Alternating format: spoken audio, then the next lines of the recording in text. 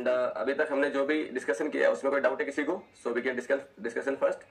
अगर नहीं है तो फिर आगे हम कंटिन्यू करते हैं. That is the slope deflection method. So you have 1 or 2 minute, kindly go through that. And जो भी डाउट है, किसी तरह का कोई प्रॉब्लम है लास्ट जो क्लासेज हुई अपने उसमें, तो बताइए. एनीवन?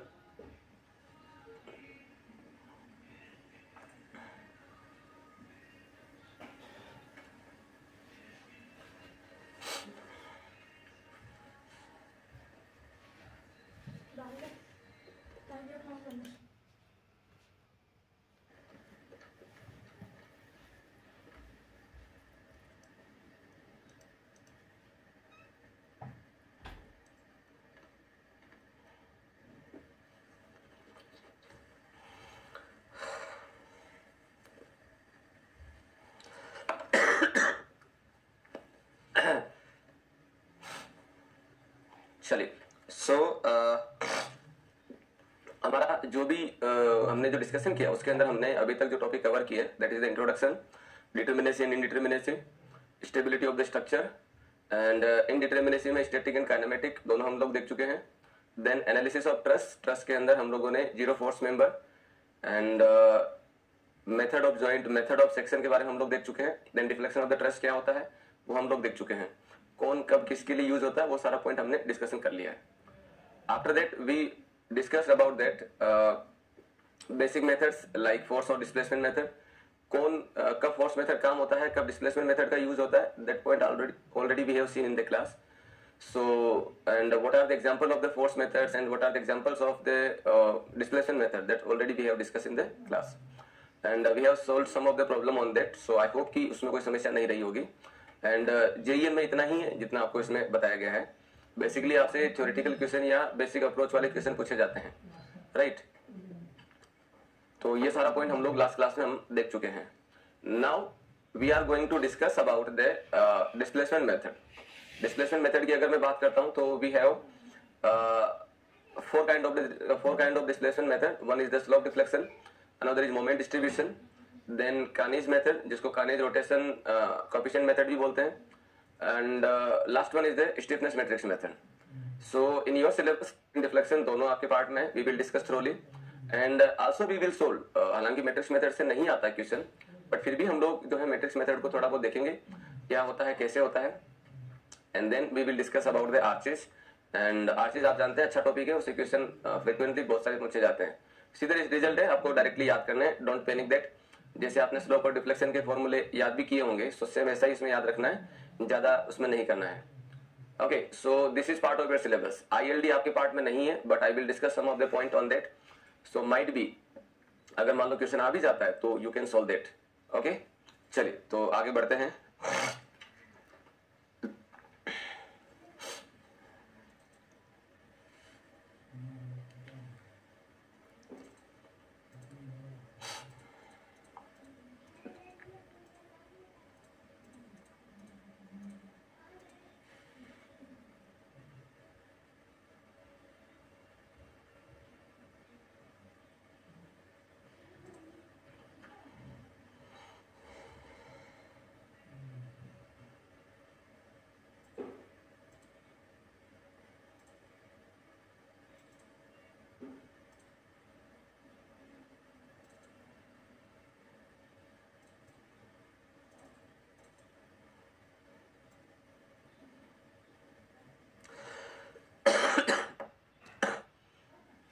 चलिए, तो before moving this topic let's start. कल हमने जो डिस्कशन किए थे, कल हमने जो आपको होमवर्क दिया था, आई होप कि सबने किया होगा जहां तक मैं समझता हूं. हाँ, तो सब लोग पहले तो आंसर दीजिए जो आपको कल होमवर्क में क्वेश्चन दिए गए थे. आई होप मैंने आपको लगभग 2 या 3 क्वेश्चन होमवर्क में दिए थे, तो सबने सोल्व किया है क्या? जितने भी लाइव हैं, आई request you all kindly answer it everyone, yes और नो. अगर किया है तो यस, नहीं किया है तो नो.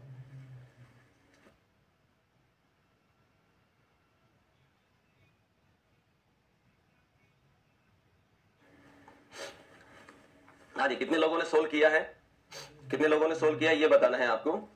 और क्वेश्चन जो था हमारे पास में, एक क्वेश्चन था कुछ ऐसे,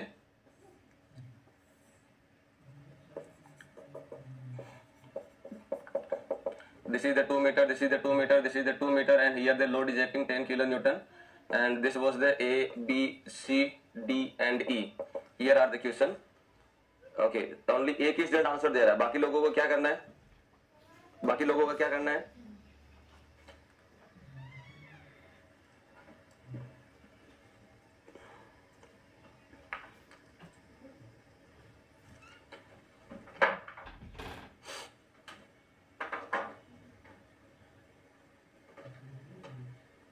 चलो कोई आंसर दे नहीं रहे, तो मैं ही इसका सॉल्यूशन लिख देता हूं। मैं फिर बोल देता हूं दोस्तों,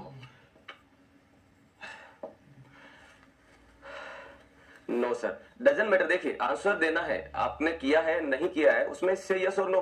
अगर किया है तो से यस, नहीं किया तो नो, है ना। आंसर दोगे तो ही तो बेटा पता चलेगा। अगर आप ऑफलाइन में हो, सामने बैठे हो, तो आपको फोर्सफुली भी पूछा जा सकता है क्यों नहीं किया, कहाँ डाउट हुआ है, कहाँ समस्या आ गई, क्यों नहीं बना है, क्या एफर्ट दिया, that I can see. But this is the online class and you know that my friend, इसमें आपका रेस्पॉन्स ही सब कुछ होता है, ठीक है ना। जैसे आप किसी से फोन से बात करते हो, अगर सामने वाला बिल्कुल ही चुप हो जाए तो आप उससे कितनी देर बात कर पाओगे? फाइनली आप बोलोगे चलो ठीक है bye. So it is the live class, और इस क्लास में आप अच्छे से समझते हैं, आपका रेस्पॉन्स जो होगा, क्लास में बहुत स्टूडेंट है, नॉट ए कोई 20-25 या 40-50 स्टूडेंट नहीं है, there are 2 many students in the class and आप लोग आंसर तक नहीं दे रहे हैं। थोड़ा समझो इस चीज को, मैं बार बार इंसिस्ट कर रहा हूं, बार बार फोर्स कर रहा हूं, ताकि आपका सिलेक्शन हो जाए, आपकी लाइफ बन जाए। मैं ये नहीं कहता कि आपने किया ही क्यों नहीं, इसका तो मैं सामने बैठे हो तो आपसे बात करके पूछ सकूं या आपका डाउट क्लियर कर सकूं, लेकिन ऑनलाइन में तो आपका रेस्पॉन्स जो होगा वही सब कुछ होगा ना बेटा। तो जितने भी लाइव हैं, there are 2 many students in the class, I request you all kindly से यस और no. If yes then okay, और अगर नहीं किया है या कुछ किया है तो show it to me, I will explain each one of you. आप मेरा नेचर जानते हैं, मैंने कोशिश ये करी है कि सिंगल स्टूडेंट का भी कोई भी डाउट जो लिखा है वो ना रहे, और मैंने कतई नहीं बोला कि मैं इसको नहीं बताऊंगा। I try to answer each one of your doubt. So it is humble request, जितने भी लाइव हैं kindly answer it. मैं बार बार बोलता जा रहा हूं, फिर बोल रहा हूं, आप आंसर दीजिए प्लीज।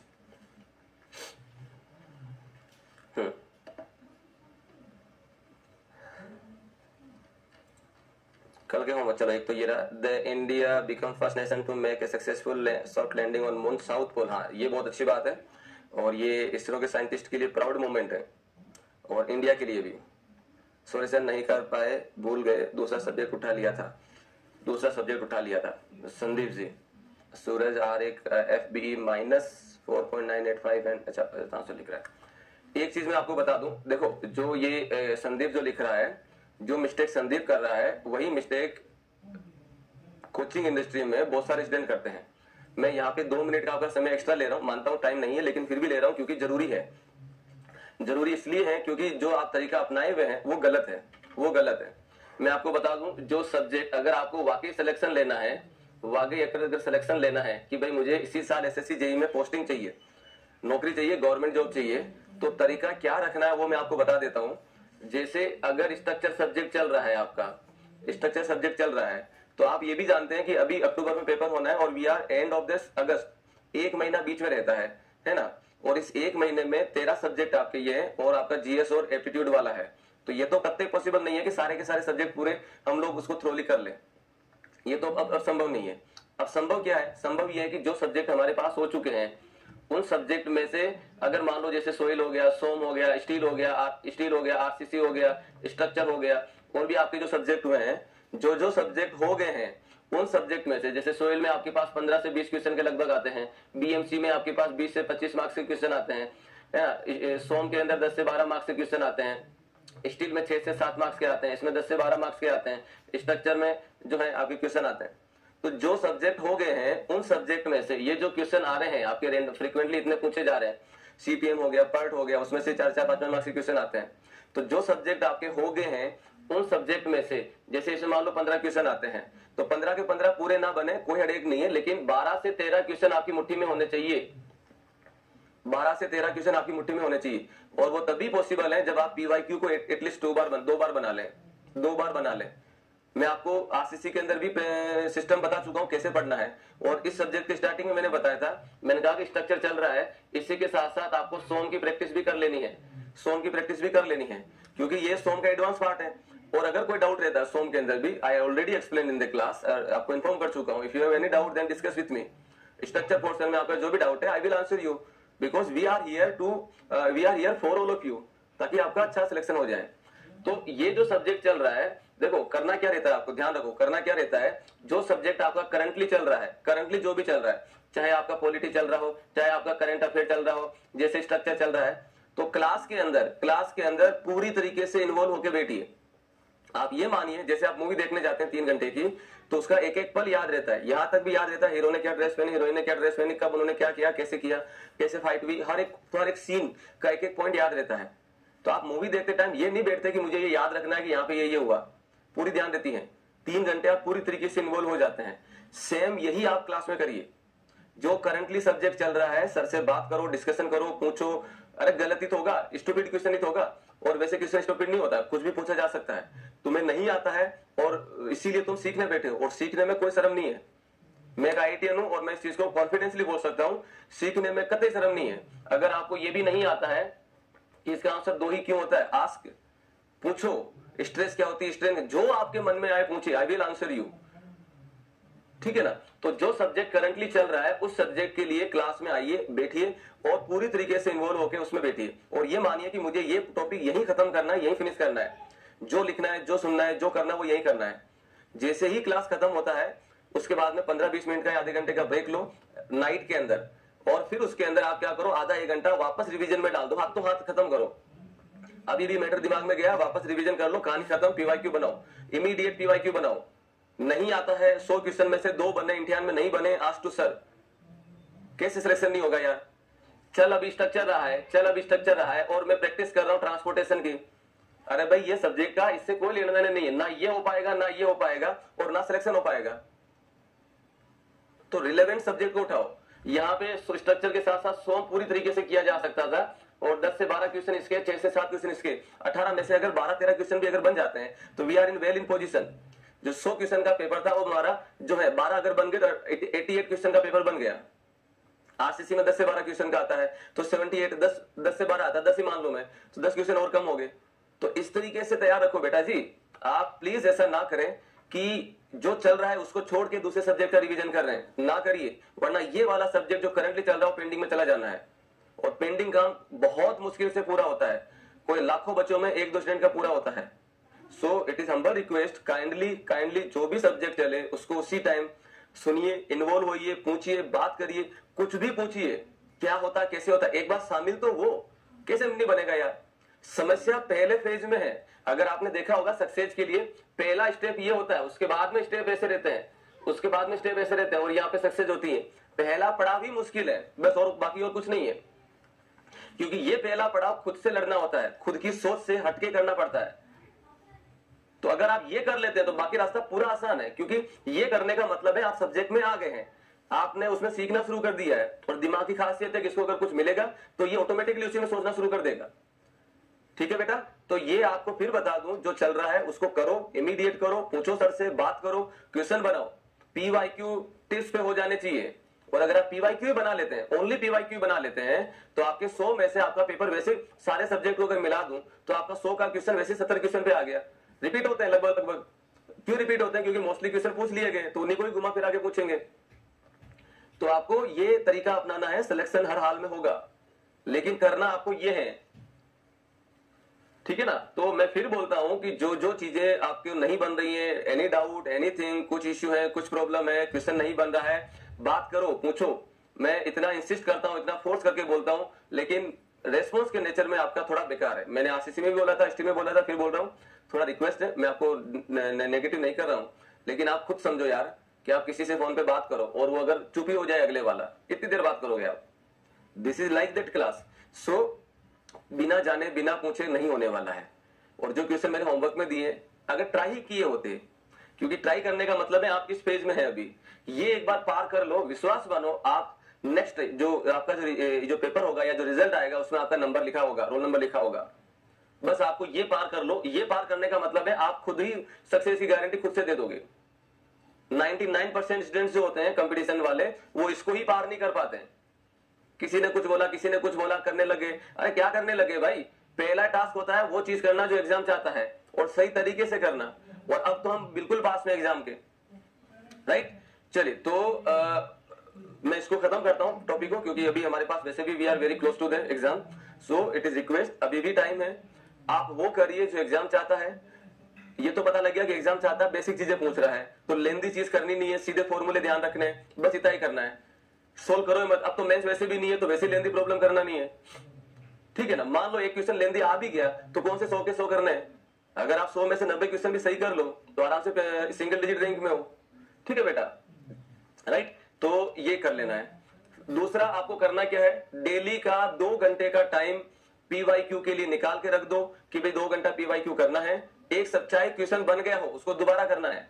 अच्छा, पीवाईक्यू की प्रैक्टिस क्या रखनी है, पीवाईक्यू जब आप बनाते हैं तो आपने देखे होंगे 100 क्वेश्चन में से 50 क्वेश्चन तो डायरेक्ट फैक्ट वाले होते हैं, याद है, उसको कर लिया तो वो तो वैसे बन जाना है, एक बार में करा बन गया। बाकी जो 50 क्वेश्चन बचे हैं उसमें से 30 क्वेश्चन आपको थोड़ा सोच के करना पड़ता है। इनको स्टार मार्क करो कि इसको दोबारा, जब मैं दोबारा बनाऊंगा तो इसको मैं एटलीस्ट 2 बार पढ़ के करूंगा। 20 क्वेश्चन ऐसे हैं जो ना तो आपके नोट्स में रहे होंगे या कुछ ऐसे पूछ लिए गए होंगे जो बहुत ही उटपटे क्वेश्चन है। मैं 20 बहुत ज्यादा लेके चल रहा हूं, हालांकि 4-5 ही होते हैं ये। इन क्वेश्चन को रट डालना है, इन क्वेश्चन को रट डालना है। इनके कंसेप्ट को जान के या इनकी चीजों करोगे तो टाइम बहुत जाना है, और अभी 1 महीना बचा है। ये कर लो, आराम से सिलेक्शन हो जाना है, आराम से, कोई पैनिक नहीं होगी, राइट। एवरीवन क्लियर, यस और नो। तो करना क्या है, जैसे स्ट्रक्चर चल रहा है, स्ट्रक्चर के टॉपिक जो हो गए उनके क्वेश्चन बनाओ, क्वेश्चन बनाओ, और हाथों हाथ, जैसे आपका क्लास खत्म होता है, क्लास खत्म होते ही आधा घंटा रेस्ट लो और देन वापस शुरू हो जाओ। माइंड को पूरी तरीके से फिट कर लो कि बस करना ही है। और दूसरी चीज, मोबाइल को क्लास के अलावा या डिस्कशन करने के अलावा, सबसे डिस्कशन करने के अलावा काम में ही मत लो 1 महीने तक। मान के चलो कि मोबाइल का इन्वेंट ही नहीं हुआ है, फेसबुक व्हाट्सएप कुछ भी इन्वेंट नहीं हुआ अभी, सिवाय क्लास लेने के और डिस्कशन करने के, सर से डिस्कशन करने के अलावा मोबाइल का कोई काम नहीं है। और आपकी लाइफ में अभी 1.5 महीने के लिए इससे ज्यादा कुछ जरूरी नहीं है। सबसे बड़ा जो ड्रॉप है, सबसे बड़ा जो ऑब्स्टेकल है आज के टाइम में यूथ के लिए, कैंडिडेट के लिए, सबसे बड़ा है मोबाइल। हर 10 मिनट में उसको देखते रहते हैं, फेसबुक व्हाट्सएप से उसको। Don't do that. 1.5 महीने मान लो फेसबुक व्हाट्सएप नाम की कोई चीज दुनिया में नहीं बनी है, जितने भी सोशल मीडिया है बनी नहीं है। बस आपका काम है क्लास लेना, क्लास ली, बंद किया, डिस्कशन करना ऑन किया, बात खत्म। घर वालों को फोन करना, वैसे घर पे हैं आप तो वो सीधे फेस टू फेस बात कर लेंगे, बस बाकी काम में नहीं लेना है। करके देख लो, 1.5 महीने की बात है, आराम से सिलेक्शन हो जाना है। फिर 1 महीना मेंस का बचेगा, I will guide to you, और सेम मैटर है उसमें भी, प्रैक्टिस करो, आराम से कहानी खत्म। अगले साल मिलेंगे तो पार्टी में मिलेंगे कि सर मेरा सिंगल डिजिट रैंक आ गया, मेरा 2 डिजिट रैंक आ गया, वी आर हैप्पी। 1300 सीटें हैं, बहुत है, बहुत है, कोई कम सीट नहीं है, ठीक है। तो अभी भी समय है, अभी भी समय है आप लोगों को सिलेक्शन लेने के लिए, सिंगल डिजिट और 2 डिजिट के लिए आराम से लाया जा सकता है अगर आप ये तरीका अपना लेते हैं तो, ठीक है। तो चलो मैं एवरीवन से यस और नो, करेंगे या नहीं करेंगे, इसको करेंगे या नहीं करेंगे। मैं फिर बोल देता हूं, आपको जो भी जिस भी तरह का कोई भी डाउट आता है स्ट्रक्चर पोर्शन में, ask me, I will help you. Structure portion का मतलब मैकेनिक्स, सोम, टोस, स्टील, आरसीसी का अगर वेटेज देखता हूं 10 से 12 का है, स्ट्रक्चर का 6 से 7 क्वेश्चन का है ना, ये हो जाएगा स्टील का 6 से 7 का मान लो, स्ट्रक्चर का 6 से 7 का मान लो, इससे 10 से 12 का मान लो, इससे 4 से 5 का है। अगर आप इनको भी देखें तो ये लगभग 1/4 पार्ट है। ये मिनिमम भी करूं तो भी मेरा 1/4 यानी कि 20-22 क्वेश्चन है, ये ज्यादा भी है, ये 20-22 क्वेश्चन कम नहीं होते हैं। और ये मैं आपको गारंटी दे सकता हूं, अगर आप ये कर लें तो आपका हर हाल में हो जाना है। इसके अलावा आप सबसे पहले आज से ही बीएमसी को तबीयत से करना शुरू कर दीजिए। बीएमसी रटने वाला सब्जेक्ट है, समझाया भी होगा, वैसी बात समझाया है उसको, चाहे कुछ भी हो या ना हो, बीएमसी एस चाहिए। रात को पूछ ले C2S का काम क्या, तो सर ये काम है, एल्यूमिना काम क्या, ये काम है, बात खत्म। और देन कर लेना है सोइल, ये कर लो, वैसे आपका सिलेक्शन फाइनल है। और आई विल हेल्प यू, मैं फिर बोल दूं, जब आप मेडिजी में है तो आपके पास सिलेक्शन लेने के अलावा कोई दूसरा ऑप्शन नहीं बचता है। और we are here to help you in any sense, we want result, और रिजल्ट जो होगा उसकी लाइफ आपकी बनेगी, हम उसके सेकंड फेज में खड़े होंगे, ठीक है। एवरीवन यस और नो, यस और नो। मैं फिर बोलता हूं, ये तो आप ऑफलाइन में नहीं हो, वरना फोर्सफुली इसको करवा सकते हैं, ऑनलाइन में रेस्पॉन्स दीजिए, it is request to all. और मैं चाहता हूं कि इस क्लास में लगभग सबका सिलेक्शन हो। लगभग इसलिए बोल रहा हूं, कुछ स्टूडेंट ऐसे होंगे जो करना ही नहीं चाह रहे, अगर वो चाह ले, मैं चाहता हूं, दिल से चाहता हूं सबका सिलेक्शन हो। और अगर आप ये कर लेते हैं अभी भी 1.5 महीने के लिए अपने आप को अगर पूरी तरीके से झोंक देते हैं, तो विश्वास मानिए जितने स्टूडेंट हैं, बहुत स्टूडेंट हैं, सबका सिलेक्शन हो जाना है, सबका हो जाना है, और 1 मिनट के लिए फील करके देखो कि आपकी नौकरी लगे गवर्नमेंट जॉब, कितना अच्छा फील होता है। किसी देखा होगा आपका फ्रेंड ही अगर जो पहले एकदम नॉर्मल सा चल रहा है, ढीला ढाला चल रहा है, नौकरी लगने के बाद कैसे वो अकड़ के एकदम बढ़िया से चलता है, क्यों ना चलेगा भाई? उसकी लाइफ सेट है, उसका परिवार की आगे आने वाली सारी पीढ़ियां सेट है, क्यों नहीं चलेगा? हक बनता है उसका। तो यही चीज आपके साथ हो सकती है सिर्फ 3 महीने की मेहनत के अंदर। पहला 1.5 महीना क्रूशियल है, we are at the time. आज से ही स्टार्ट कर लो कि भाई जो चल रहा है उसको हाथों हाथ करूंगा, क्लास खत्म होते उसको प्रैक्टिस करूंगा, चाहे मुझे 18 घंटे पढ़ना पड़े पढ़ूंगा।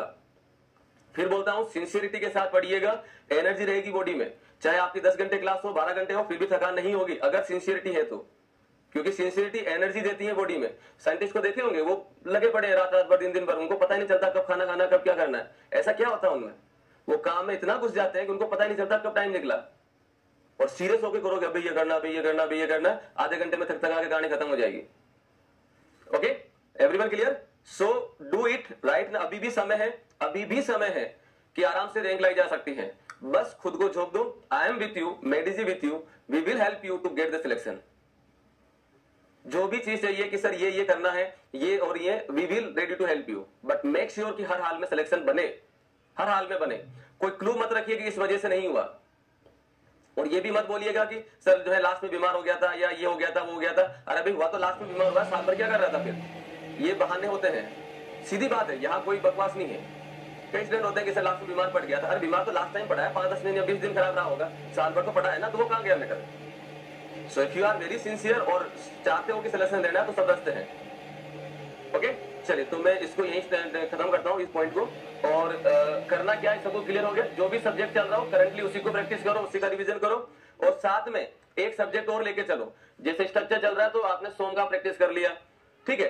अब इसके बाद में मान लो जो भी सब्जेक्ट आपका लगे, कुछ भी लग रहा हो, उसके साथ साथ कोई एक सब्जेक्ट उठा लो, जैसे आरसीसी ले लिया या बीएमसी ले लिया या कुछ ले लिया, उसका प्रैक्टिस करो।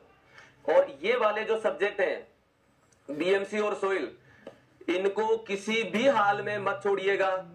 ये खुद दोनों सब्जेक्ट अपने आप में 30% या 25 से 30% वेटेज रखते हैं, दोनों सब्जेक्ट। स्मार्ट स्टडी इसको बोलते हैं कि इनको तो ऐसे कर लेना है, रात को कोई 2 बजे भी जाके पूछे ये क्या होती है, वर्ड रेशियो क्या होता है, ये होता है, अब सुन दे, दैट्स वो होनी चाहिए। कैसे सिलेक्शन नहीं होगा यार? आराम से होता है, ठीक है। और मेरी साइड से जो भी आपको चाहिए कि सर ये समस्या हो रही है, आई विल हेल्प यू, वो मेरा रास्ता कैसे उसको बताना, आई विल आंसर यू, और सेम डे आंसर हो जाएगा। बात करिए, पूछिए, और हर हाल में ये रखिए कि बस लेना है, खत्म बात, सिलेक्शन लेना, बात खत्म। इसके अलावा कुछ दूसरा ऑप्शन ही नहीं है। एक क्वेश्चन है, एक ही ऑप्शन है, उसको सेलेक्ट कर, उसको अटेम्प्ट करना है, बात खत्म। ओके, चलिए तो इसको खत्म करते हैं टॉपिक को। सो ध्यान से पढ़िएगा।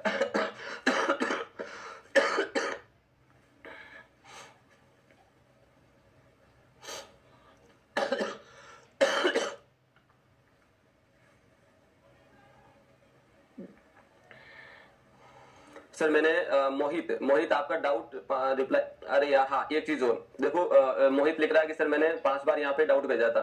ऐसा नहीं रहा होगा, बट अगर ऐसा रह जाता है, मैं फिर क्लास में कई बार बोला हूँ, बहुत सारे मैसेज आते हैं, मे भी किसी का कमेंट रह जाए तो आप उसको दोबारा लिख दो बेटा। आप ये लिख दो कि सर मेरा डाउट रह गया। अगर मान लो 2 बार में नहीं होता, तीसरी बार मैसेज लिख दो मेरा डाउट रह गया। मैं हर बार हर 2 मिनट 3 मिनट में देखता रहता हूँ, रह जाता है तो आप उसको रास्ता निकालो भाई, समझो इस चीज को।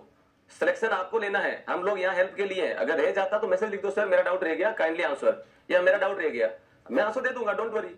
ऐसा रेयर चांस होगा कि किसी का डाउट रह जाए, ऐसा बहुत कम चांस रहता है। मेरी क्लास में तो इसमें नहीं रहता है। प्रीवियस ईयर में so much structure question mix है। अरे तो मिक्स है तो मिक्स की प्रैक्टिस कर लो भाई, क्या प्रॉब्लम है? राजन शो नहीं कर रहा, I will send it to Rajan, आप दोबारा उसको मैसेज कर दें, मैं दोबारा सेंड कर दूंगा। मैं सिर्फ नोट्स से कर रहा हूँ, पीवाईक्यू नहीं कर रहा हूँ, आज से स्टार्ट कर देंगे, कर देता हूँ मैं, इतना टाइम है कि पीवाईक्यू पूरा ही कर दूंगा, प्लीज गाइड कर दो। बिल्कुल सही है, मैं फिर बता दूं। देखो अच्छा, प्रैक्टिस करने का तरीका भी क्या है, प्रैक्टिस करने का तरीका भी क्या, वो भी बता देता हूँ। तरीका क्या है, पहले क्लास में आप एक्टिवली पार्टिसिपेट किए हुए हैं। दूसरा, जैसे ही क्लास खत्म होता है, क्लास खत्म होते ही आपको करना क्या है, आधा घंटे में या पौन घंटे में, जो भी आपका टाइम है, सबके स्टूडेंट का अलग अलग नेचर रहता है, तो उस आधे घंटे में पीवाईक्यू को थ्रोली रीडिंग लगा लो। जैसा लिखा गया उसको 1 बार या 2 बार, आधे घंटे में 1 से 2 बार रीडिंग लगा लो। नोटबुक को बंद करो, 1 बार रीडिंग लगा ली, अगर नहीं जमता तो दूसरी बार हाथों हाथ रीडिंग लगा लो, उसको बंद करो, पीवाईक्यू बनाना शुरू करो। जो टॉपिक हो गया उस पीवाईक्यू में बनाते जाइए 100 में से 10 क्वेश्चन बनते हैं। फिर क्या करना है, ये इमीडिएट करना है। फिर क्या करना है, अब आप दोबारा 10 मिनट या 15 मिनट में उन्हीं क्लास के नोट्स को दोबारा पढ़िए एंड देन अगेन सोल्व करिए। क्योंकि जब आप पहली बार नोट्स पढ़ते हैं तो आपको पूरा मैटर साफ दिखा रहता है, आपको ये पता नहीं कि इस टॉपिक से किसी पॉइंट से कैसे क्वेश्चन पूछा जा सकता है। तो जब आप पीवाईक्यू करते हैं तब आपको आइडिया लगता है कि इस स्टेटमेंट से ऐसा क्वेश्चन भी पूछा जाता है, ठीक है ना। तो पहली बार रीडिंग लगाई तो सारा मैटर पढ़ा, फिर पीवाईक्यू बनाया तो हमें पता लग गया कि हमें नोट्स को कुछ ऐसे पढ़ना है। जैसे पहली बार पीवाईक्यू बना लेते हो तो हो सकता है 100 में से 5 बने या 10 बने, मैं बिल्कुल खराब सिचुएशन लेके चल रहा हूँ कि 10 ही बने। अब क्या करना, हाथों हाथ दोबारा नोट्स को पढ़ो, टाइम है अपने पास, दोबारा नोट्स को पढ़ोगे ना, इस बार जब आप पढ़ोगे तो आपको नोट्स पढ़ने का नजरिया बदल जाएगा। क्यों बदल जाएगा, कि आपने पीवाईक्यू में देख रखा है कि इस स्टेटमेंट से ऐसे भी क्वेश्चन पूछा जा रहा है। तो आप क्या करेंगे, जब दूसरी बार नोट्स पढ़ेंगे तो आपको ये पढ़ने का नजरिया इस तरीके से होगा कि यार इसमें ये भी पूछ रहा है, इसमें ये भी पूछ रहा है, इसमें ये भी पूछ रहा है। इमीडिएट वापस पीवाईक्यू बना लो, आपके 100 में से 80-90 क्वेश्चन बन जाने हैं। 10 क्वेश्चन होंगे कुछ अलग तरीके के पूछे हुए होंगे या ईएससी को डिटो कॉपी कर दिए होंगे, तो उनको ध्यान रख याद रख लो, नोट्स के अंदर लिख लो, पेज में या कहीं साइड में लिख लो, दैट्स ऑल। ये कहानी खत्म, हमेशा हमेशा के लिए कहानी खत्म। दैट्स वे, ये करना है सबको, यही तरीका अपनाना है और ये तरीका बेस्ट तरीका है सिलेक्शन के लिए। क्लियर हो गया सबको?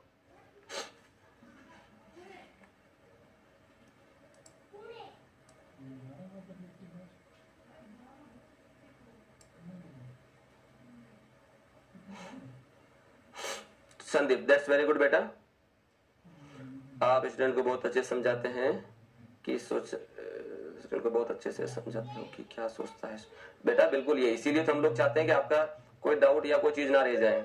कॉम्पेटिबिलिटी और इक्विलिब्रियम इक्वेशन दोनों का सेम मीनिंग होता है क्या? नदीम, सर हर एक सब्जेक्ट याद नहीं रहता, क्या करें? यार एक बात बताओ विपिन, हर एक सब्जेक्ट याद नहीं रहता, तो मुझे एक बात बताओ, आपके कितने दोस्त हैं? 8-10 दोस्त होंगे क्या? सारे दोस्त के पेरेंट्स का नाम या उसके नेचर आप याद करते हो क्या? कि श्याम गुस्से वाला है, मोहन गुस्से वाला नहीं है, इस्माइल जो है वो जो है प्यारा इंसान है, या ये ऐसा इंसान है, ऐसा तो नहीं करते ना। तो जब वहां नहीं करते तो इन सब्जेक्ट को लेके क्यों इसको पैनिक कर रहे हो, क्यों इसको कॉम्प्लिकेशन बढ़ा रहे हो? ठीक है, लिखा है सोम के अंदर जो बात लिखी है, स्ट्रक्चर में जो लिखी है, डिटरमिनेसी क्या होती है, स्टैटिक और काइनेमेटिक। स्टैटिक वाला रिएक्शन ऑफ फोर्स को लेकर बात करता है, काइनेटिक वाला डिस्प्लेसमेंट को लेकर बात करता है। तो उसमें ज्यादा क्या सोचना, सबका अपना अपना नाम है, तो कॉमन जैसे बात करते हो वैसे ही सब्जेक्ट को बना लो। कैसे याद नहीं रहेगा यार? प्रॉब्लम तब आती है जब आप माइंड को दबा देते हो कि यार याद कर, स्टैटिक फोर्स और रिएक्शन वाला होता है, तो दबी हुई चीज उतनी काम करेगी जितना तुम बोलोगे। तो बेटर है उसको सिंपल तरीके से रखो। स्टैटिक माने ये बात करता है फोर्स और रिएक्शन को, फोर्स इंटरनल होता है और रिएक्शन एक्सटर्नल होती है। एक्शन का मतलब सपोर्ट पे, इंटरनल का मतलब जॉइंट्स पे। कहानी खत्म, ये लो, ये आराम से हो गया। ऐसे ही ध्यान रखो, सारे बन जाने, और ऐसे करोगे तो आपको हेडेक मतलब प्रेशर भी नहीं आएगा, आराम से हो जाना है। विपिन, ठीक है बेटा? हर एक सब्जेक्ट को याद तो रखना भी नहीं है सिवाय बीएमसी के। मैंने पीवाईक्यू 2 बार कर रखे हैं एंड देन मुझे याद नहीं रह रहे क्वेश्चन, क्या करूं? I am worried. वरीड नहीं होना है, वरीड नहीं होना है बेटा, सब आसान है और हो जाएगा सही। दोबारा सारे पीवाईक्यू बनाने में सारा टाइम निकल जाएगा ऐसे। अरे माय डियर, आपको जो क्वेश्चन आ रहे हैं, अगर आपने ढंग से नोट्स पढ़े हैं तो आपका टाइम बचेगा, और टाइम निकल जाएगा मतलब नहीं आपने टाइम इन्वेस्ट किया है। अगर आप मान लो सोम के 12 क्वेश्चन में से अगर 9 क्वेश्चन बन जा रहे हैं 2 बार प्रैक्टिस में से, तो आपका 100 मार्क्स का जो पेपर है वो 91 का बन गया, 9 क्वेश्चन अगर बन गए तो आप इसको ये क्यों बोल रहे हैं कि टाइम निकल जाएगा? आप टाइम निकाल जो है किसके लिए रहे? क्वेश्चन बनाने में, और एग्जाम में क्वेश्चन आ रहे हैं, तो उसको ऐसे क्यों बोल रहे हो टाइम निकल जाएगा? ये बोलो ना टाइम इन्वेस्ट किया जिसका रिजल्ट मिलेगा मुझे। नजरिया बदलो, हर कोई यही करता है। प्रैक्टिस करोगे तो ऑब्वियसली बात है टाइम लगेगा, और वो टाइम रिजल्ट भी तो देगा तुम्हें, राइट? चलिए, तो ये सारा हो गया। अब यहाँ पे एक डाउट आया है नदीम का, कॉम्पेटिबिलिटी और इक्विलिब्रियम इक्वेशन दोनों का सेम मीनिंग है क्या? चलो अब टॉपिक पे आ जाते हैं, टॉपिक पे आ जाते हैं।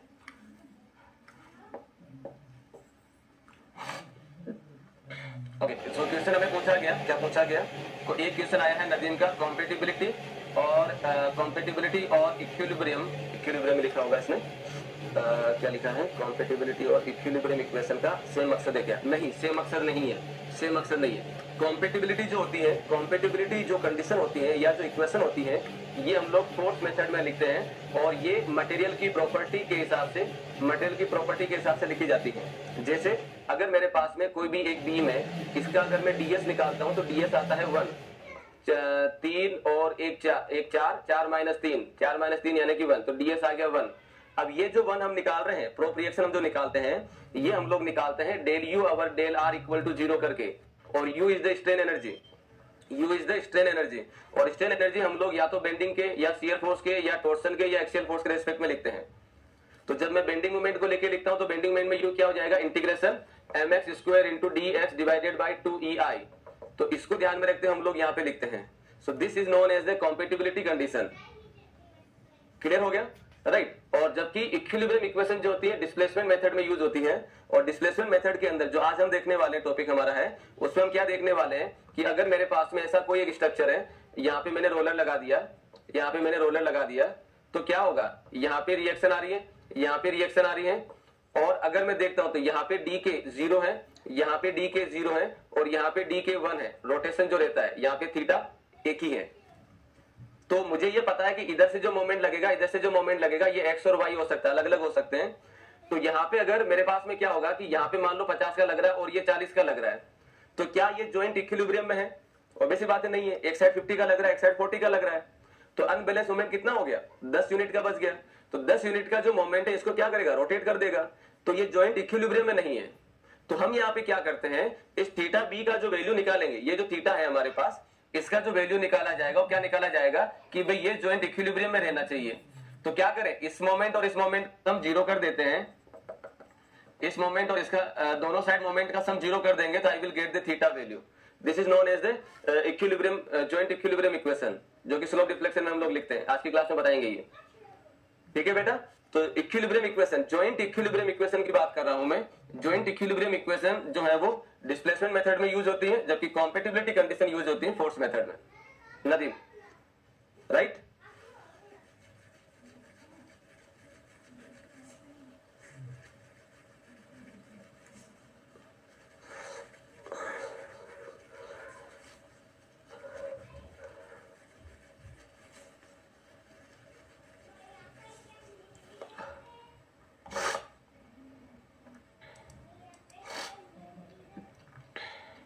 चलो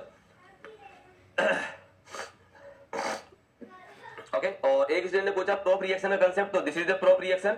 ये प्रोप रिएक्शन आप लोग इस कंडीशन को यूज करते हुए निकाल सकते हैं, और इसका वैल्यू आपको याद रखना, पॉइंट लोड में कितना होता है, यूडियल लोड में कितना रहता है। चल, तो ये बात हो गई इसको लेके। तो पहले मैं पीवाईक्यू बता देता हूं, और फिर एक क्वेश्चन इसका प्रोप रिएक्शन का निकालना भी हम लोग देख सकते हैं। मैं उसको भी एक प्रॉब्लम करवा देता हूं ताकि आपको भी बन जाए। तो ये हमने जो है, ये हमने होमवर्क के लिए क्वेश्चन दिया था, दिस वाज इन होमवर्क। और इसमें मैंने आपसे पूछा था इनमें, इसमें और इसमें फोर्स कितना आएगा। 3 मेंबर में पूछा गया था कितना फोर्स आएगा और कैसे होगा, राइट। तो अगर मुझे इन दोनों में, इनमें फोर्स निकालना और इसमें फोर्स निकालना, तो पहला मैं ले लेता हूं किसमें, FCD और FDE के अंदर। तो इसके लिए सेक्शन क्या लूंगा मैं, सेक्शन कट करूंगा कुछ ऐसे। ये मैंने सेक्शन कट कर दिया, और इसको उठा के इधर लिख देता हूं, इसको उठा के इधर लिख देता हूं। तो ये हो जाएगा दैट इज FDC, और ये हो जाएगा FDE, और यहाँ पे आ जाएगी रिएक्शन, क्या हो जाएगी, RD। तो रिएक्शन का वैल्यू कितना होगा, लोड सेंटर पे लग रहा है, तो RA equal to 5 and RD equal to 5। Due to symmetricity सीधा हम लोग निकाल सकते हैं। तो यहाँ पे मेरे पास में वैल्यू आ गया 5 kilo newton. Summation Fx equal to 0 लगाऊंगा, तो क्या हो जाएगा, that is minus FDE is equal to 0। तो FDE का वैल्यू क्या बन गया, 0 बन गया। Summation Fy is equal to 0 लगाऊंगा, तो क्या बन जाएगा, दोनों ऊपर जा रहा है, तो FDC plus 5 is equal to 0। So FDC is equal to DC is equal to minus का 5। ये लो, ये कहानी खत्म।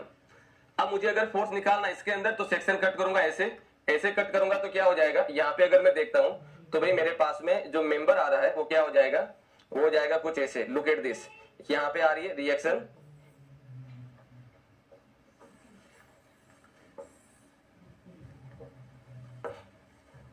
ये C पॉइंट है, मैंने इसको कट करके इधर बना लिया। ये हो जाएगा कुछ ऐसे, यहाँ पे रिएक्शन लग रहा है 5 का, यहाँ पे हो जाएगा FAE, ये हो जाएगा FBE, एंड यहाँ पे लग रहा है 10 यूनिट का लोड, और एक इधर हो जाएगा FBC, एक इधर हो जाएगा FBC। तो माय डियर फ्रेंड्स, इसमें अगर हम देखें तो क्या होगा, 1 2 3 अननोन है, मुझे निकालना सिर्फ इसमें। तो अब आपको सोचना होगा कि भाई कैसे निकाला जाए। तो मैं क्या करूं, FBC और FAE दो एडिशनल अननोन है, तो मैं इसके रेस्पेक्ट में अगर मोमेंट 0 करा दूं, तो ये वाला 0 बन जाएगा, ये वाला 0 बन जाएगा, एक अननोन एक इक्वेशन कहानी खत्म हो जाएगी। तो summation MA equal to 0, summation, ये A पॉइंट है, summation MA is equal to 0। तो इसका 0 हो गया, इसका 0 हो गया, और क्यूबिक मीटर, तो ये मोमेंट करेगा क्लॉकवाइज, तो ये हो जाएगा FBE और FBE इंटू 2 प्लस ये भी इधर मोमेंट कर रहा है clockwise 10 into 2 is equal to 0, तो FBE is equal to minus का 10। ये लो, ये ऑब्जेक्टिव है।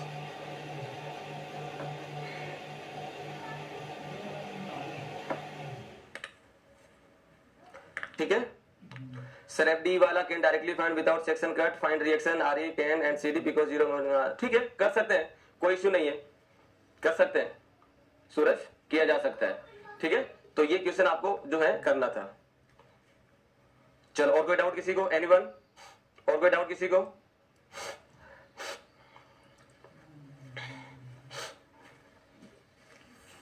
ओके, सो ये क्वेश्चन आपको जिन्होंने नहीं किया एक बार इसको देख लो, बाद में एक बार खुद से ट्राई करो, नहीं तो फिर इस वीडियो को दोबारा चला के आप लिख सकते हैं। वैसे आप कॉपी कर ही लो, इसको कॉपी कर ही लो। ये सेक्शन XX हमने लिया इधर, ये सेक्शन हमने XX लिया इन दोनों के लिए, और ये हमने सेक्शन लिया YY, ये सेक्शन YY से हमने कट किया, YY से कट किया हमने।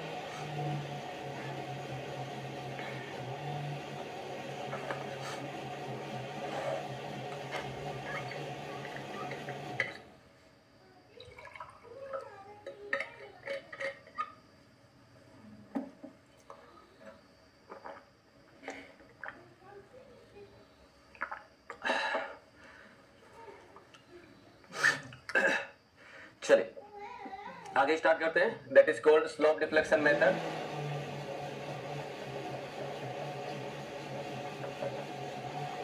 Slope deflection method,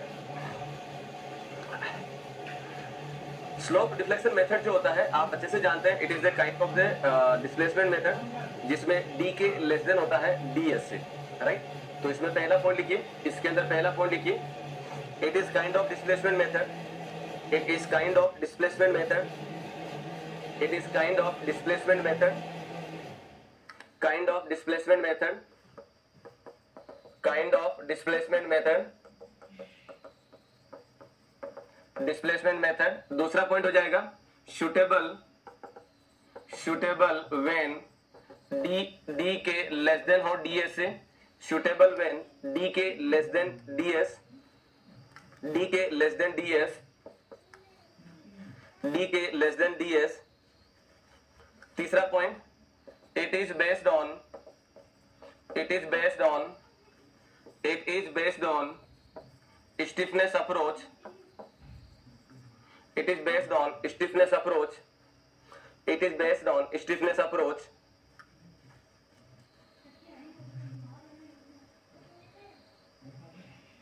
it is based on stiffness approach। Next point, in this unknowns are taken, in this unknowns are taken, unknowns are taken, in this unknowns are taken joint displacement, that is rotation and delta। In this unknowns are taken joint displacement, joint displacement theta यानी कि slope and deflection, theta and delta। Unknowns are taken joint displacement। Next point, in this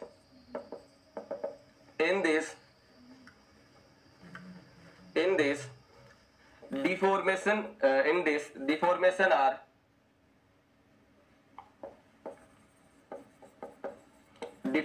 are taken due to bending only, due to bending only, in this deformation are taken due to bending only, bending only,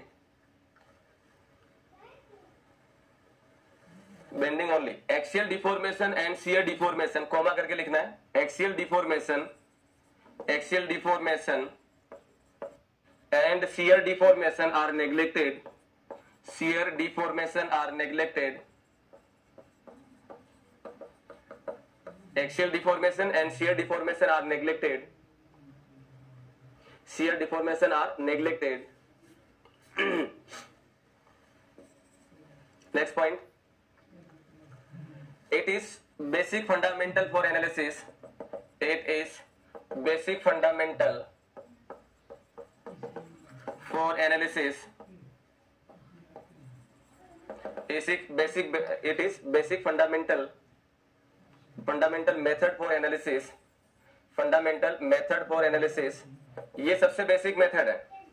It is basic fundamental method for analysis. Basic fundamental method for analysis. Next point. Carney's method or stiffness matrix method. Stiffness matrix method mainly based on Carney's method or stiffness matrix method mainly based on this method. Carney's method or stiffness matrix method. Carney's method or stiffness matrix method mainly based on this method. Mainly based on this method. Mainly based on this method. ठीक है, तो ये सारे point आपको ध्यान रखने हैं कि भाई slope deflection method kind of displacement method है और ये सुटेबल होता है जब डी के लेस देन ds है. तो डी के में हम लोग जो है वो जॉइंट डिस्प्लेसमेंट को अननोन लेते हैं, राइट. और ये स्टीफनेस मेथड पे अप्रोच है. बेंडिंग के द्वारा जो डिफॉर्मेशन होता है उसी को हम लोग जो है मेनली कंसीडर कर रहे हैं. हम लोग मेनली कंसीडर करते हैं एक्सियल डिफॉर्मेशन और शियर डिफॉर्मेशन, दोनों को हम लोग क्या कर दे रहे हैं, नेग्लेक्ट कर दे रहे हैं. और ये बेसिक फंडामेंटल मेथड है एनालिसिस के लिए. कैनीज मेथड और स्टिफनेस मैट्रिक्स मेथड दोनों ही इस पे डिपेंडेंट है, ठीक है ना. तो ये आपको ध्यान रखना है. अब एग्जामिनर ने क्या किया, एग्जामिनर ने जो है एक क्वेश्चन पूछा कि भाई आप ये बताएं, उनको पता है कि सारी चीजें स्टूडेंट जानते हैं. उन्होंने ये पूछा कि भाई जो स्लोप डिफ्लेक्शन मेथड है वो दिया किसने है, साइंटिस्ट का नाम क्या है. तो ये जो स्लोप डिफ्लेक्शन मेथड है प्रपोज बाय यानी कि गिवन बाय प्रोफेसर G.A. माने. ये किसके द्वारा दिया गया, प्रोफेसर G.A. माने के द्वारा.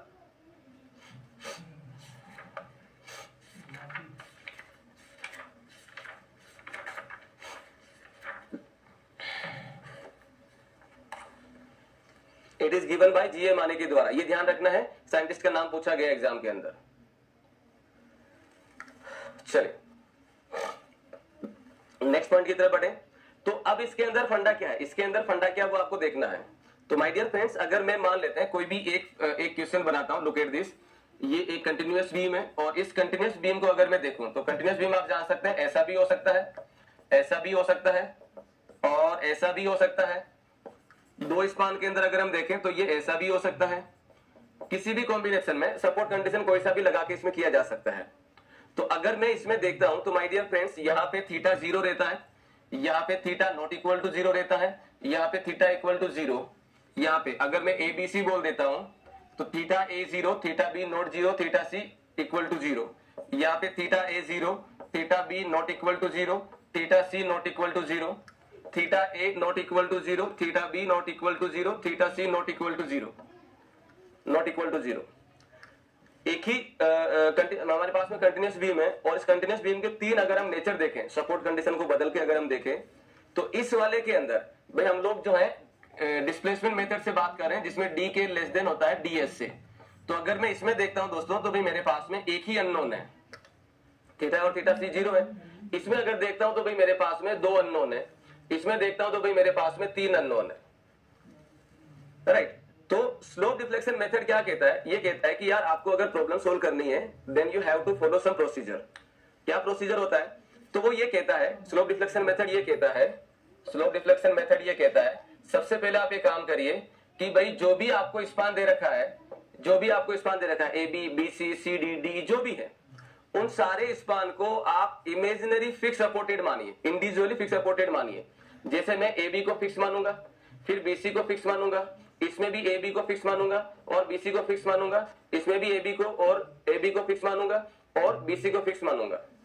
तो पहला ये कहता है कि आप इंडिविजुअल स्पान को फिक्स मानिए और गिवन लोडिंग की वजह से जो भी आपको लोडिंग दे रखा है उस लोडिंग की वजह से, जो भी लोडिंग दे रखा है उस लोडिंग की वजह से फिक्स एंड मोमेंट निकालिए MFAB और ये हो जाएगा MFBA. क्या करिए, सबसे पहले फिक्स एंड मोमेंट निकालिए. ये हम लोग कैसे निकाल रहे हैं, ये हम लोग निकालेंगे इंडिविजुअल स्पान को फिक्स मान के. तो हमारे पास में फिक्स एंड मोमेंट आ जाते हैं. ठीक है। फिर उसके बाद में क्या करना है, आपको इंडिविजुअल स्पान के लिए स्लोप डिफ्लेक्शन इक्वेशन लिखना है। और स्लोप डिफ्लेक्शन इक्वेशन कैसे लिखा जाता है तो मैं बता देता हूं सिंपल।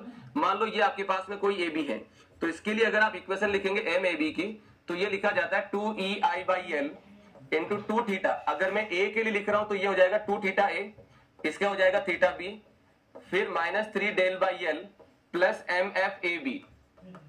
अगर मुझे BC के लिए BA के लिए लिखना है, ये तो हो गया AB के लिए। अगर मुझे BA के लिए लिखना है MBA के लिए, तो क्या लिखा जाएगा, ये लिखा जाएगा 2EI/L पहला जो नोटेशन होता है उसका ट्वाइस ऑफ थीटा हो जाएगा 2 थीटा बी प्लस थीटा ए -3 del/L प्लस MFBA। तो आपके पास क्या होगा कि हर एक पॉइंट के लिए दो इक्वेशन आ जाएगी, हर एक स्पान के लिए दो इक्वेशन आ जाएगी। तो जैसे मान लो मैं अगर लिख देता हूं, फॉर एग्जांपल मैं बोल देता हूं MCD के लिए लिखो, MCD के लिए लिखो, तो CD में क्या हो जाएगा, पहला C लिखा गया तो 2 और यहाँ पे CD आ जाएगा। DC के लिए लिखूंगा तो क्या हो जाएगा, यहाँ पे 2 थीटा D और यहाँ पे C और यहाँ पे DC आ जाएगा। तो जो भी आपके पास में नोटेशन दिया होता है MAB तो 2 थीटा है थीटा B, और अगर मैं MCD करता हूं तो 2 theta C plus theta D, DC करूंगा तो 2 theta D plus theta C। इस तरीके से आपको इक्वेशन लिखना रहता है, ठीक है। तो ये इक्वेशन आपको लिखना इस तरीके से ध्यान रखना होगा कैसे लिखा जाता है। ये मैं इसका भी लिखवा दूंगा, ये 4 टर्म्स को लेकर लिखता है, चारों टर्म्स कौन से वो मैं भी पॉइंट में लिखवा देना है। फिर क्या करना है, आपके पास में स्लोप डिफ्लेक्शन इक्वेशन लिख दी जाती है, एंड देन हम लोग क्या करेंगे, जॉइंट इक्विलिब्रियम इक्वेशन अप्लाई करेंगे। तो यहाँ पे मेरे पास में मोमेंट आ जाएगा MBA और यहाँ पे मोमेंट आ जाएगा MBC। जबकि अगर मुझे इस जॉइंट को इक्विलिब्रियम में रखना होगा तो क्या होगा, इन दोनों का सम क्या होना चाहिए, 0 होना चाहिए, तभी जॉइंट इक्विलिब्रियम में रहेगा। तो जॉइंट इक्विलिब्रियम इक्वेशन जो लिखी जाएगी वो क्या हो जाएगी, MBA plus MBC is equal to 0। इन दोनों का मोमेंट का सम अगर 0 के बराबर है तो ये जॉइंट इक्विलिब्रियम में होगा। और यहां से आपको थीटा बी का वैल्यू मिल जाएगा, यहां से आपको थीटा बी का वैल्यू मिल जाएगा, और वो थीटा बी का वैल्यू वापस आप इन इक्वेशन में पुट करेंगे तो आपको फाइनल मोमेंट मिल जाता है। ये ऑब्वियस सी बात है, लेंथी प्रॉब्लम है। अब ऑब्जेक्टिव में क्या पूछा जाना है, ऑब्जेक्टिव में आप लोगों से पूछा जाना है फिक्स एंड मोमेंट का वैल्यू कितना होता है, या स्लोप डिफ्लेक्शन इक्वेशन हम लोग कैसे लिखते हैं, MAB MBA का वैल्यू कैसे लिखा जाता है, या जॉइंट इक्विलिब्रियम इक्वेशन कैसे लिखी जाएगी। कोई भी जॉइंट दे दिया, मान लो मैंने ऐसा दे दिया, ऐसा कुछ दे दिया, ऐसा करके ऐसा कुछ दे दिया, और मैंने पूछा कि इसमें जॉइंट इक्विलिब्रियम कितनी होगी। तो मैं ये जानता हूं यहाँ पे थीटा A 0 है, तो यहाँ पे तो अननोन मेरे पास में नहीं है। यहाँ पे देखूंगा तो यहाँ से लगेगा ABC लिख देता हूं मैं, तो ये हो जाएगा MBC MBA इधर की साइड, और इधर की साइड हो जाएगा MBC। तो इन दोनों का सम क्या होगा, 0 होगा। तो एक जॉइंट इक्विलिब्रियम इक्वेशन ये लिख दी गई। दूसरा मैं ये जानता हूं यहाँ पे थीटा C 0 है, नॉट इक्वल टू 0 है, राइट। लेकिन फिर भी मैंने यहाँ पे फिक्स एंड मान के मैंने क्या लिखा था, MCB लिखा था नहीं लिखा था भाई, सब जगह हम लोग यही कर रहे हैं। यहाँ पे आएगा कुछ ऐसे MFCB। तो मैं ये जानता हूं माय डियर फ्रेंड्स कि यहाँ पे एक्चुअल में मोमेंट 0 होता है, तो यहाँ पे जो इक्वेशन लिखी जाएगी वो क्या हो जाएगी, that is MCB is equal to 0। Finally यहाँ पे मोमेंट क्या होना चाहिए, 0 होना चाहिए। तो इस तरीके से आपसे ऑब्जेक्टिव पूछे जाएंगे। क्लियर हो गया। तो सबसे पहले हमें देखना होगा what are the fix end moment क्या क्या होता है और किस तरीके से होगा। तो ये ऑब्जेक्टिव इस तरीके से आपसे पूछे जाएंगे कि भाई इसके लिए स्लोप डिफ्लेक्शन इक्वेशन क्या होगी, तो ये आपको लिखना आना चाहिए, फिक्स एंड मोमेंट का वैल्यू कितना होता है वो आना चाहिए, और जॉइंट इक्विलिब्रियम इक्वेशन कैसे लिखते हैं वो आपको आना चाहिए। एक प्रॉब्लम सॉल्व करेंगे ताकि आपको आइडिया बहुत अच्छा क्लियर हो जाएगा। चलिए, तो पहला इसमें आगे लिखिए फिक्स एंड मोमेंट, जिसको जाए इसको मैं नाउ ऑनवर्ड्स लिखूंगा FEM फिक्स एंड मोमेंट। तो पहला अगर मैं देखता हूं यहाँ पे this is the centred point load P। अब इसका नोटेशन देख लो, साइन कन्वेंशन क्या रहता है, इसकी वजह से ये बीम ऐसे रोटेट करेगी, तो इसका थीटा होगा इधर और इसका थीटा होगा इधर, एरो के साथ बता रहा हूं। मैं ये जानता हूं कि यहाँ पे रोटेशन क्या रहता है, 0 रहता है, तो यहाँ पे रोटेशन 0 है, तो ये सपोर्ट क्या करेगा, इधर की साइड मोमेंट लगाएगा, दैट इज द MFAB। इसको 0 करने के लिए इधर लगाएगा MFBA, this is the A और दिस इज द B। तो MAB का जो वैल्यू हो जाएगा, MFAB का जो वैल्यू हो जाएगा that is minus anti clockwise ज्यादा -PL/8, एंड MFBA का वैल्यू हो जाएगा that is +PL/8। Plus PL/8। ये सेंटर्ड में, अगर कुछ नहीं बोला जाता तो हम लोग इसको सेंटर्ड में मानेंगे। अगर मान लेते हैं मैंने जो इसको लगाया इसेंट्रिक पॉइंट लोड लगाया, look at this, eccentric point load का मतलब ये है A और ये है B, दिस इज P, तो यहां पे आ जाना है MFAB, यहां पे आ जाना है MFBA, तो ये हो जाएगा MFAB is equal to minus PAB square by L square, and MFBA आ जाएगा that is plus PA square B by L square, ये आ जाएगा MFBA एंड ये आ जाएगा MFAB। अगर UDL लगाते हैं तो UDL में आ जाएगा दैट इज, UDL अगर हम लगाएं तो ये आ जाएगा दैट इज MFAB, और ये हो जाएगा MFBA, तो ये हो जाएगा MFAB is equal to minus WL square by 12, एंड ये हो जाएगा MFBA is equal to plus WL square by 12, plus WL square by 12।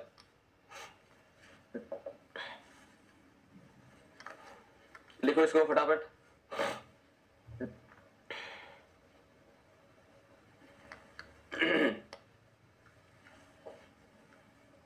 तो this is the 1, this is the 2, this is the 3, and अगर मैं ट्रायंगुलर लोड लगा देता हूं, फोर्थ हो जाएगा ट्रायंगुलर लोड अगर हमने लगा दिया, ये ऑब्वियसली ये JEN में ऑलरेडी पूछ लिया गया है। अगर मैंने ट्रायंगुलर लोड लगा है तब यहां पे हो जाएगा MFAB और ये हो जाएगा MFBA, तो यहां पे हो जाएगा MFAB is equal to minus WL square by 30, minus WL square by 30, and MFBA हो जाएगा that is plus WL square by 20, plus WL square by 20। And छठा पांचवा हो जाएगा, अगर हमने ट्रायंगुलर लोड लगाया है इस तरीके से, अगर हमने लोड लगा है तब यहां पे हो जाएगा MFAB और ये हो जाएगा MFBA। सो यहां पे अगर हम लिखेंगे तो ये हो जाएगा MFAB is equal to minus 5/96 WL square, and MFBA हो जाएगा that is plus 5/96 WL square.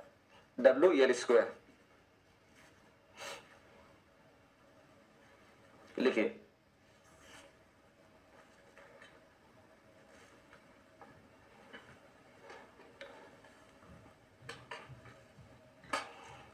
Centric load 10 kilo newton के कारण दोनों सपोर्ट पे रिएक्शन सेम कैसे आ गई? अरे भाई विशाल, जब सेंटर पे लोड लगाते हैं तो ड्यू टू सिमेट्रिसिटी हम लोग रिएक्शन जो लोड होता है आधा आधा सपोर्ट पे बढ़ जाता है, और नहीं तो आप RA RB करके निकाल सकते हो, RA plus RB equal to 10, और किसी भी पॉइंट के रेस्पेक्ट में मूवमेंट करवा लो, आंसर सेम आएगा। विपिन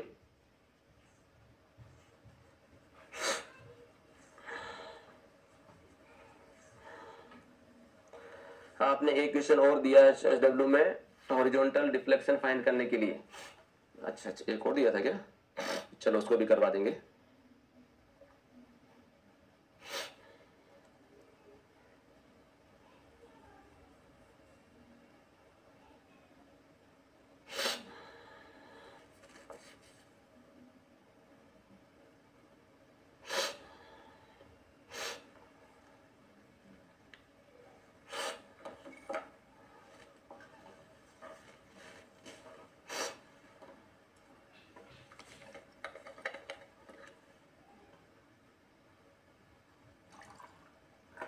प्रेमदत्त फर्स्ट डायग्राम में थीटा, अरे भाई थीटा को जीरो करने के लिए ही तो मोमेंट लगा है MFAB। बेटा यहाँ पे मैंने ये जो सिखाया है, मैंने क्या बोला, इस लोड की वजह से बी में से बेंड करेगी, ऐसे बेंड करेगी, तो भाई हम ये जानते हैं फिक्स सपोर्ट पे थीटा जीरो होता है, तो उस थीटा को जीरो करने के लिए ही तो ये फिक्सेड मोमेंट लगा है, और उसका वैल्यू कितना PL/8 प्रेमदत्त। तो ये इस थीटा को जीरो करने के लिए, इस थीटा को जीरो करने के लिए ही तो ये लगा है। ठीक है बेटा प्रेमदत्त।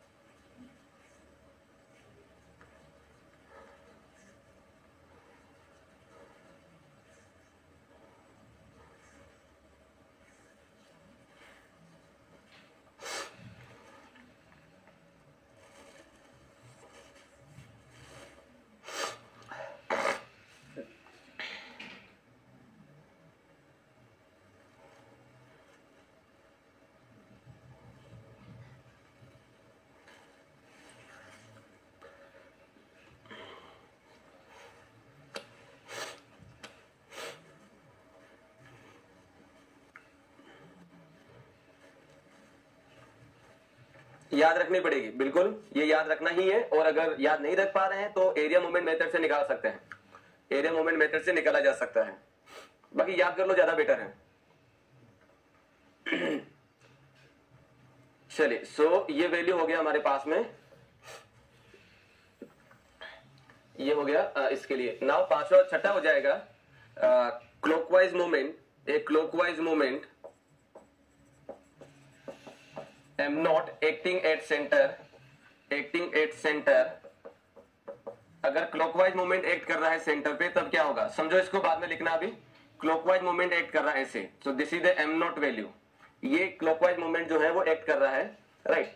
अब देखो इसकी वजह से क्या होगा, ये जब मूवमेंट कर रहा है तो ये इसको ऐसे रोटेट करने की कोशिश करेगा, करेगा नहीं करेगा भाई, ये ऐसे कर रहा है, ऐसे अगर कर रहा है तो ये वाला पार्ट ऊपर उठेगा और वापस ऐसे घूम के आएगा तो ये वाला पार्ट नीचे होगा। और यहाँ पे मैं जानता हूं यहाँ पे स्लोप क्या होता है, यहाँ पे स्लोप 0 होना चाहिए, यहाँ पे स्लोप 0 होना चाहिए, हाँ या ना।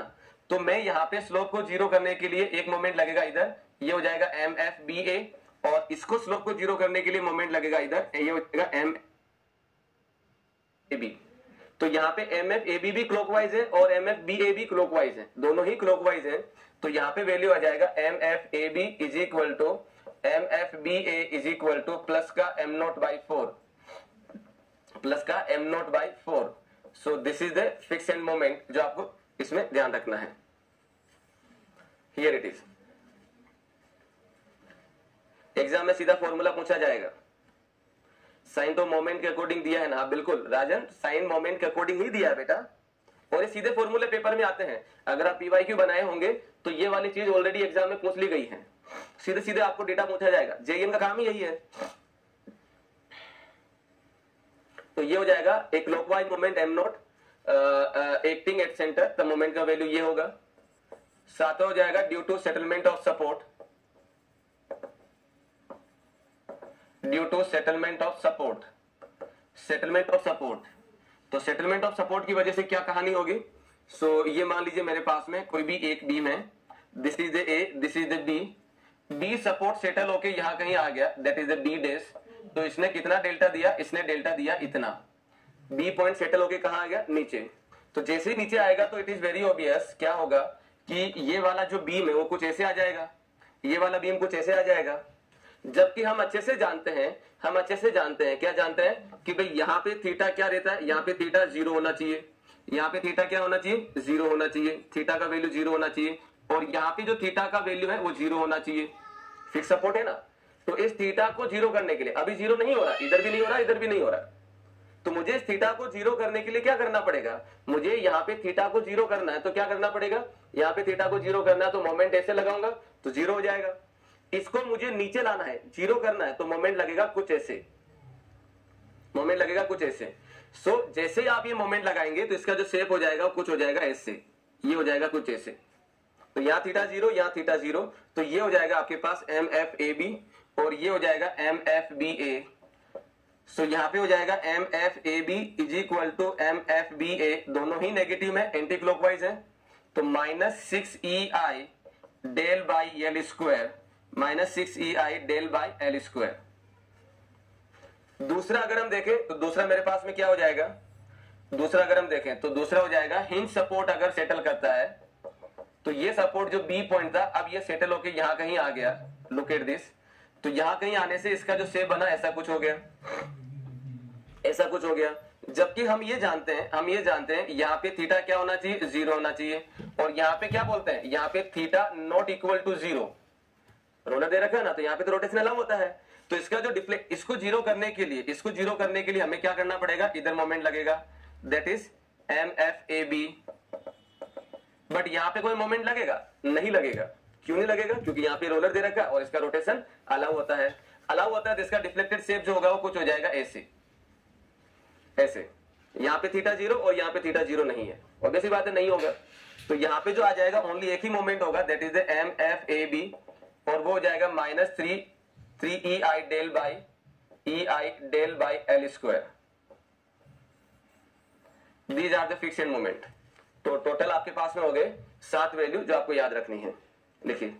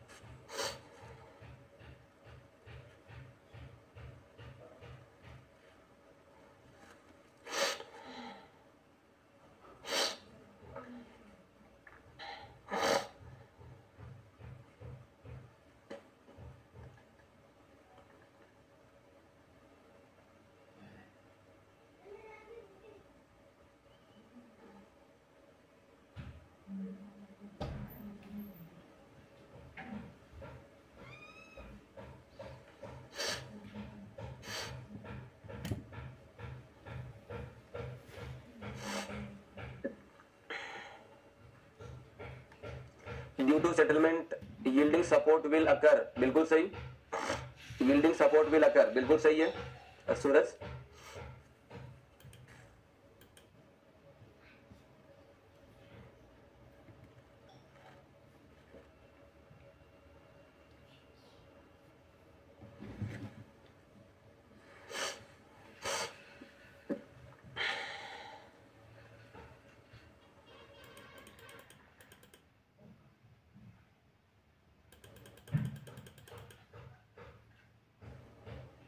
नदी फिक्स सपोर्ट का नेचर मैं ये जानता हूं कि यहाँ पे ये थीटा नॉट इक्वल, थीटा जो रहता है वो इक्वल टू 0 रहता है, चाहे सपोर्ट ऊपर से नीचे आ जाए या किधर भी चला जाए, यहाँ पे रोटेशन जो है वो 0 रहना चाहिए, यहाँ पे रोटेशन 0 रहना चाहिए। तो अगर कोई भी सपोर्ट, अगर ये सपोर्ट नीचे की साइड सेटल होगा तो वैसी बात है एंगल चेंज हो रहा है, एंगल चेंज हो रहा है। अगर ये एंगल ऐसे चेंज हो रहा है तो हमें क्या करना पड़ेगा, फिक्स सपोर्ट पे एंगल को हमें जो है एंगल अलाउ नहीं करते हैं, यानी कि रोटेशन अलाउ नहीं करते हैं, तो उस रोटेशन को अलाउ नहीं करने के लिए ये यहाँ पे क्या करेगा भाई, यहाँ पे इतना थीटा हो गया था तो इसको 0 बना देगा, ये वाला इसको 0 बना देगा। जबकि इसमें एक साइड मैंने लगाया रोलर, रोलर क्या कहता है कि भाई आप यहाँ पे रोटेशन अलाउ कर सकते हैं, इधर की साइड रोटेशन अलाउ कर सकते हैं, लेकिन यहाँ तो फिक्स लगा है तो ओनली यहाँ पे मोमेंट आएगा। नदीम ठीक है बेटा, दिस इज द वन।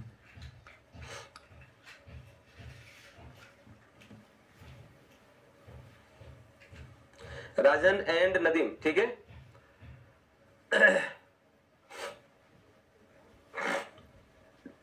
चलिए okay, so is it okay, is it okay to all, Nadeem and Rajan. तो ये 7वां हो गया।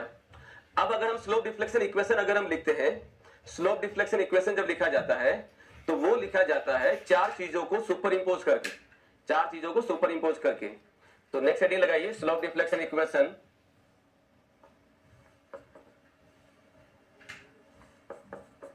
स्लोप डिफ्लेक्शन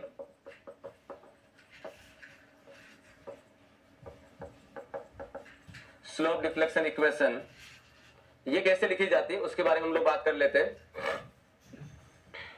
तो स्लोप डिफ्लेक्शन इक्वेशन में लिखिए, it is derived by superimposing the, it is derived by superimposing the, it is derived bye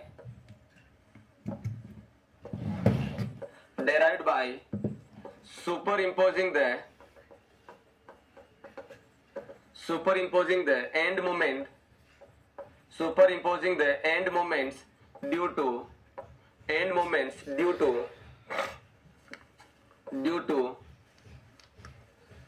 पहला हो जाएगा ड्यू टू अप्लाइड लोड, पहला हो जाएगा ड्यू टू अप्लाइड लोड, पहला हो जाएगा ड्यू टू अप्लाइड लोड, दूसरा हो जाएगा rotation of other and joint, other and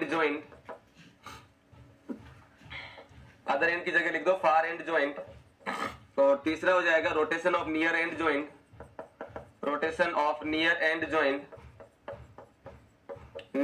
joint, तीसरा चौथा हो जाएगा due to settlement of support,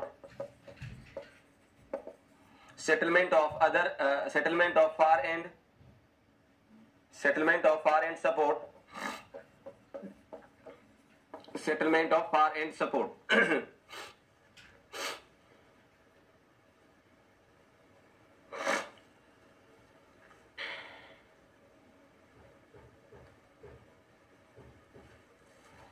तो ये आपको चारों नाम ध्यान रखने, एसएससी में ऑब्जेक्टिव में ये क्वेश्चन पूछा जा सकता है